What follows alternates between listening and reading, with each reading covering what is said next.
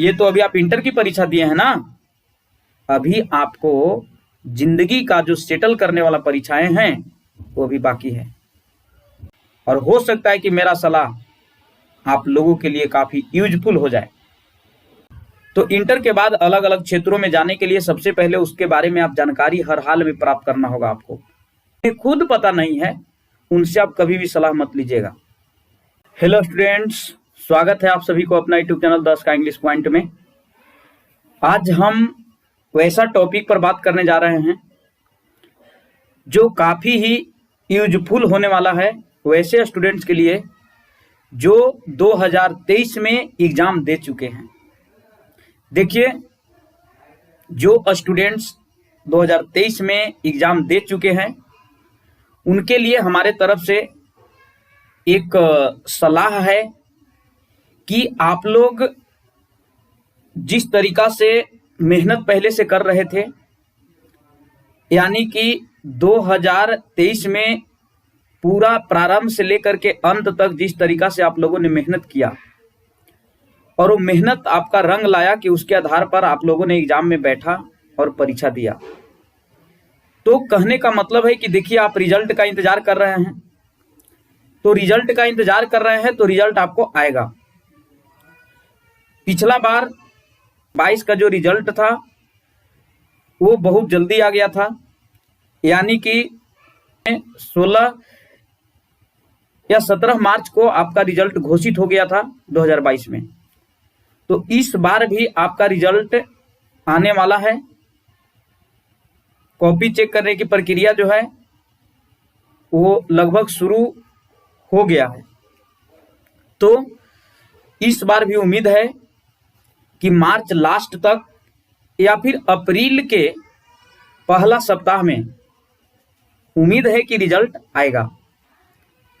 तो रिजल्ट का जो विद्यार्थी इंतजार कर रहे हैं उनके लिए मेरा सलाह है कि रिजल्ट तो आपका होगा ही होगा, रिजल्ट आएगा। उससे पहले आपको क्या करना है, रिजल्ट आने तक आपको क्या करना है, इस बात पर थोड़ा गौर कीजिए। देखिए, आप अभी फिलहाल रिलैक्स महसूस कर रहे होंगे क्योंकि 10 से 12 घंटा आप लोगों ने मेहनत किया, तो एक बहुत बड़ा बोझ आपके दिमाग से जो है ना हटा है। तो बोझ हटा है, ऐसा नहीं है कि मतलब आपका जिंदगी का बोझ जो है वो हट गया है। अभी आगे बहुत वैसे वैसे परीक्षाएं को आपको पास करना है और उन परीक्षाओं में सफल होकर के अपने लाइफ को सफल बनाना है। तो अभी जो आपको समय मिला है ये समय है रिलैक्स रहने का। मैं ये नहीं कह रहा हूं कि आप रिलैक्स रहने के मतलब आप किताबों से दूर हो जाइए। देखिए, होगा क्या, अगर आप किताब से दूर हो जाइएगा तो फिर किताब के नजदीक आने में, किताब को गले लगाने में थोड़ी समस्याएं आपको उत्पन्न होने लगेगी। तो करना क्या है कि जहां आप 10 से 12 घंटा आप मेहनत कर रहे थे उसके जगह पर 2 ही 3 घंटा भी आप मेहनत कीजिए। मैं नहीं कर रहा हूं कि जितना आपको बोझ पहले से था उतना ही बोझ लेकर के अभी भी चलिए, नहीं, अभी आप रिलैक्स महसूस कर रहे हैं और रिलैक्स महसूस करते हुए आपको क्या करना है कि कुछ वैसे किताबें या जो चीज आप पढ़ लिए हैं कम से कम 2 से 3 घंटा उस पर आप फोकस कीजिए। देखिए, होगा क्या, अगर आप इन चीजों से दूरी बना लीजिएगा, किताबों से दूरी बना लीजिएगा, अपनी पढ़ाई से थोड़ा दूरी बना करके आप ये सोचिएगा कि 2 से 3 महीना तो हमको पूरा आराम करना है, या जब तक रिजल्ट आ जाए तब तक हमको पूरा आराम करना, इधर उधर घूमना है, दोस्तों के साथ मस्ती करना है। तो देखिए, वो कीजिए क्योंकि अभी जो है आपको समय मिला है। लेकिन आप इस बात को ध्यान में रखिए कि किताब से दूरी आपको नहीं बनाना है। जो चीज आप पढ़े हैं उस पर थोड़ा आप मेहनत कर करके 2 या 3 घंटा पढ़िए, ज्यादा नहीं, 2-3 घंटा मेहनत करके, और जो भी चीजें हैं जो आप पढ़ चुके हैं उसको थोड़ा रिवाइज कर लीजिए। ये पहला चीज हो गया। दूसरी चीज कि देखिए, अब इंटर का रिजल्ट आने के बाद आप लाइफ में डिसाइड करेंगे कि अब आपको आगे क्या करना है। कुछ विद्यार्थी इंजीनियरिंग के क्षेत्र में जाना चाहेंगे, कुछ मेडिकल के क्षेत्र में जाना चाहेंगे, कुछ जनरल कंपटीशन की तैयारी करेंगे, कुछ यूपीएससी बीपीएससी वगैरह की तैयारी करेंगे, तो मुझे सलाह है मेरे तरफ से आप लोगों के लिए कि जब इन चीजों के पीछे जब आपको लगना है तो थोड़ा रिलैक्स महसूस करने के साथ साथ, थोड़ा मस्ती करने के साथ साथ आप इन चीजों के बारे में अच्छे से अध्ययन कीजिए। ऑनलाइन का जमाना है, आप YouTube पर भी सर्च कर सकते हैं कि अब हम क्या करें। इंजीनियरिंग के क्षेत्र में जाएंगे तो उसका स्कोप क्या है, मेडिकल के क्षेत्र में जाएंगे तो उसका स्कोप क्या है, क्या क्या हमको पढ़ना चाहिए। और हो सके तो अगर आपका कोई सीनियर भाई जो इन सब चीज़ों का तैयारी कर रहा है उनसे आप मिलिए, क्योंकि अभी आपको समय है। फिर रिजल्ट आने के बाद आपको समय व्यर्थ नहीं बिताना है, फिर लग जाना है अपने लाइफ का सेटल करने में।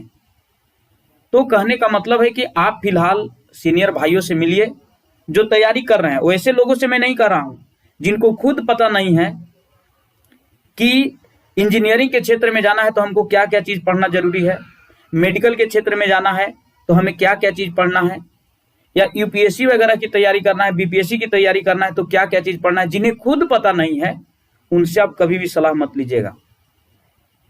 आप वैसे लोगों से, वैसे सीनियर भाइयों से मिलिए जो इन सब चीज़ों की तैयारी कर रहे हैं, जो अच्छे से इन सब चीज़ों के बारे में जानते हैं, वो आपको बेहतर बता पाएंगे।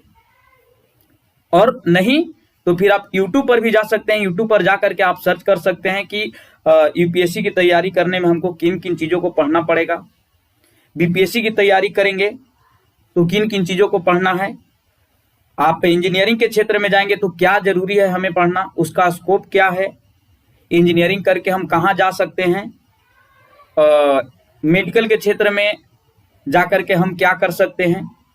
तो इन सब चीज़ों का आप अभी से ही जानकारी प्राप्त करके रखिए, क्योंकि जैसे ही आपका रिजल्ट आएगा तो रिजल्ट आने के बाद आपको लग जाना होगा, क्योंकि लगना जरूरी है। ये तो अभी आप इंटर की परीक्षा दिए हैं ना, अभी आपको जिंदगी का जो सेटल करने वाला परीक्षाएं हैं वो अभी बाकी है।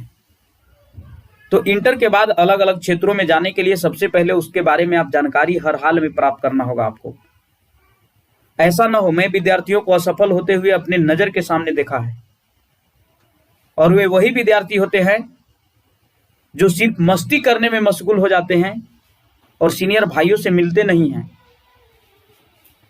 किसी भी चीज का जिस क्षेत्र में उनको जाना है उसके बारे में उनको जानकारी नहीं होती है, वैसे स्टूडेंट आगे चल करके फ्लॉप कर जाते हैं, आगे चल करके असफल हो जाते हैं।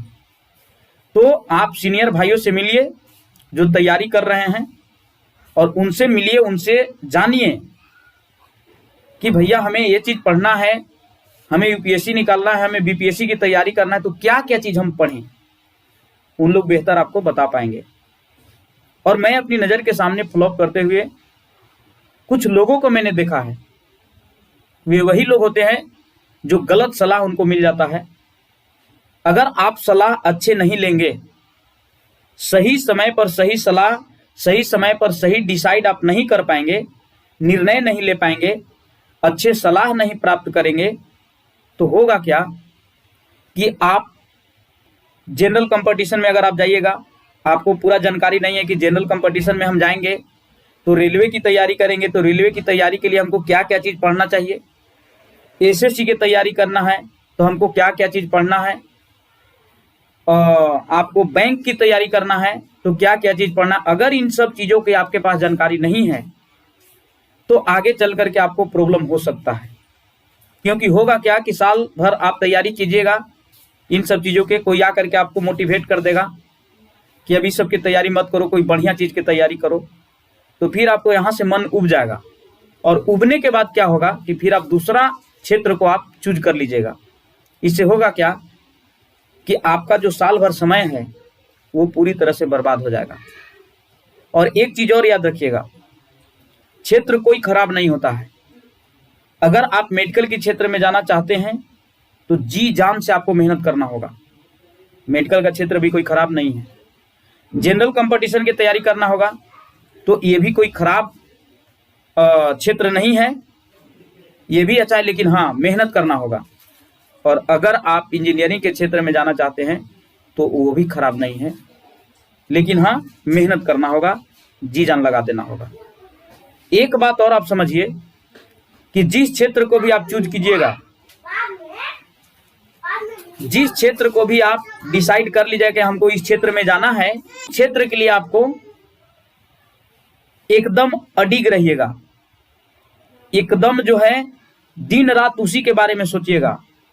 और कोई अगर आपको सलाह देने की कोशिश करे, बाद में अच्छे से आप सलाह लेने के बाद अगर बीच में आपको कोई सलाह दे कि नहीं तुम इस क्षेत्र के में मत जाओ, अगला क्षेत्र को कोई चुनो, तो आप अडिग रहिएगा, क्योंकि ऐसे में आपका समय बर्बाद हो सकता है।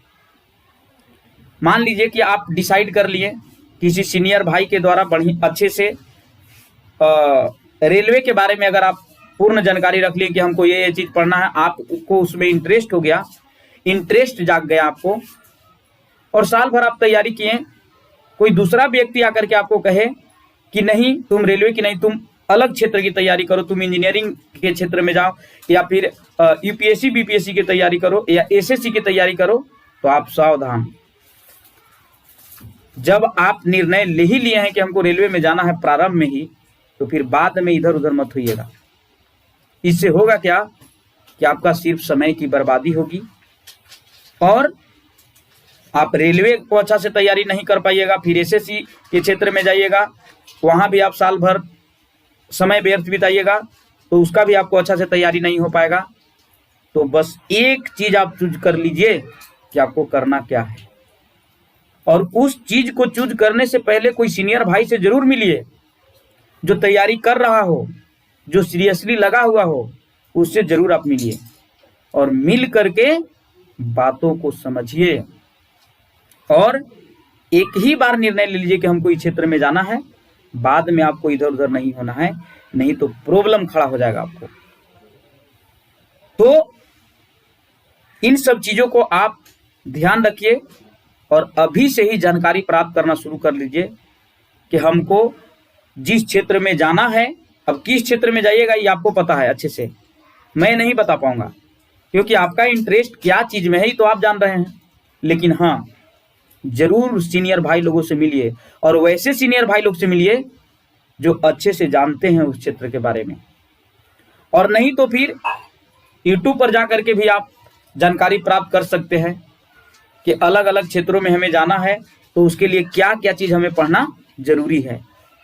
और उन सब चीजों को ध्यान में रख करके एक बार आप निर्णय ले लीजिए कि हमको इस क्षेत्र में जाना है तो जाना है।